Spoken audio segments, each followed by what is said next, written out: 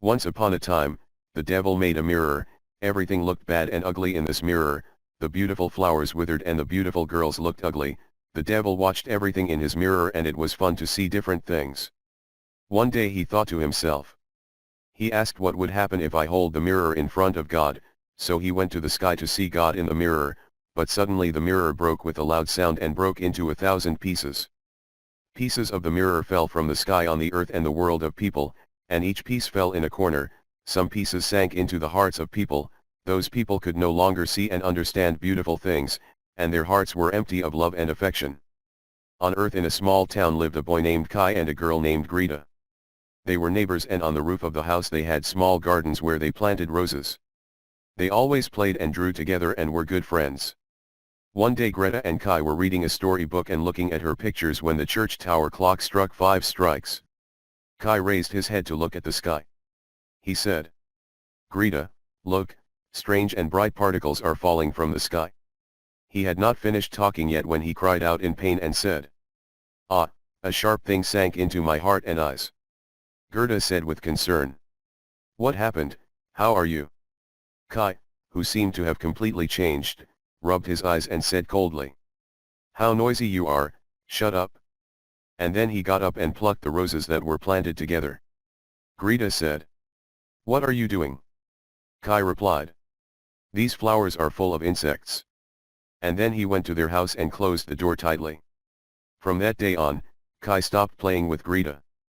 A little later, winter came. One day, Kai was sledding alone when a beautiful woman in a white and magnificent cloak came to him. The woman laughed when she saw Kai. Kai tied his small sled to the woman's white sleigh, which was being pulled by a big horse. The horse ran so fast that they left the city behind in the blink of an eye. The cloaked woman was the Snow Queen. Kai was very afraid of the speed of the horse, so the Snow Queen took him on her own sleigh. The Snow Queen and Kai flew into the sky on a sleigh. When Kai didn't come back, Greta became very worried and searched all over the city to find him, until one day he came to a man who had seen Kai. The man said, "Kai left the city with a woman dressed in white riding a sleigh pulled by a big horse. Maybe he fell into the river on the way." Greta went to the river. She threw his shoes into the water and said, "River, I'll give you these shoes, you return Kai to me." She threw his shoes into the river several times, but each time the shoes returned to him, so Greta got on a boat and asked the river to take her to Kai. The current of water carried the boat to the old witch's palace. The witch kindly said, "What a beautiful girl, why did you come here?" She pulled the boat to shore with his bent staff and helped Greta out of the boat. Greta explained the whole story and Kai's departure to the witch. The witch said, "That boy has gone to the north, but you are tired, you better rest at my house first." The old woman welcomed Greta with kindness and then combed her hair gently, but that comb was magical. The old woman was very lonely and when she saw the circles, she thought to herself how good it would be if Greta stayed with him forever and they lived together. Therefore, he combed Greta's hair with a magic comb and bewitched her to forget Kai. In this way, Greta forgot everything and started a new life with the old woman. One day, Greta was playing in the garden among the roses, when suddenly a razor stuck in her finger. She suddenly remembered everything and said, "This is the same rose that Kai and I planted, I must go and find him." Greta ran away from the witch's house and headed north. In the middle of the road, the air got cold and the wind started blowing. The snowflakes came down one by one and sat on the ground, even though he was shivering from the cold. A crow was sitting on a tree and was croaking, so he asked the crow, "Mr. Crow, didn't you see Kai?" The crow said, "The princess has just married a boy who came from the south. He is now the prince of this land. He must be the boy you are talking about." Greta said, "Mr. Crow, please take me to the prince's palace." The crow said, "My friend has a nest in palace's yard, we can get help from him." They went to the palace and Mr. Crow's friend gave them the princess's room. Gerda knocked on the door and happily called Kai. The prince opened the door and said, "Who are you?" But he wasn't Kai. Greta was very disappointed and sad. Gerda apologized to him and told the story to the prince and princess, who kindly gave him a large golden sleigh with a beautiful horse, food and clothes to follow Kai. Gerda thanked them and the crows a lot. The prince said to Gerda, "I'm sure you'll find something to do, take care of yourself."